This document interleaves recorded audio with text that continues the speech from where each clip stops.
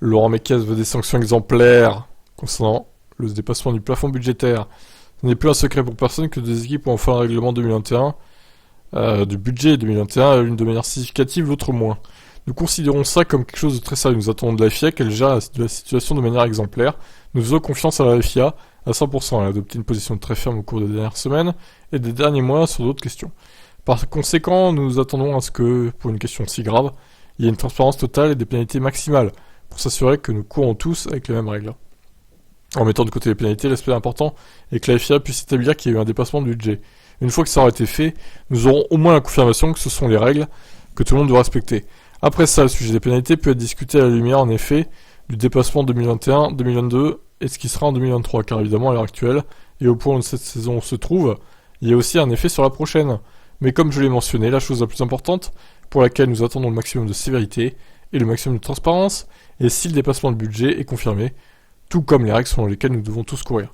Cependant, il est très important pour nous d'être sûrs que les règles sont respectées, qu'elles sont de véritables règles, et que si elles sont enfreintes, de véritables sanctions doivent être appliquées. Si c'est pas rétrospectivement pour les infractions passées, alors au moins pour l'avenir.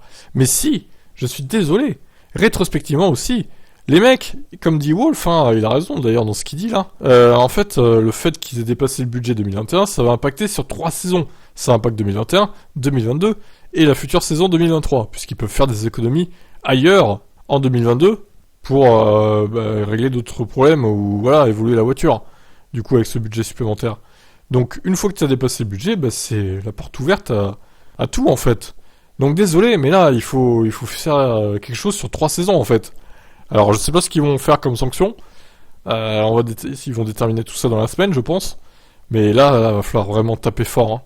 Il va falloir taper fort, je pense qu'il va falloir retirer des points aux pilotes, déjà, 2021-2022, et aux constructeurs aussi, même si vous me direz ils ont tellement d'avance au championnat de pilote 2022 et constructeurs 2022, mais au moins ça sera symbolique.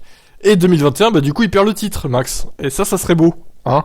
La justice serait rétablie. Et là, ça serait pas mal. Bon, évidemment, il perdrait peut-être pas le titre en 2022, tant pis, mais au moins il perdrait 2021, une partie de la justice serait faite. Et pour 2023, je ne sais pas ce qu'il pourrait éventuellement donner comme sanction. Bon, après, à voir, c'est pas moi qui décide. Oh, si c'était moi qui décide, les gars. Oh, c'est bon, allez, dommage. Allez, ciao.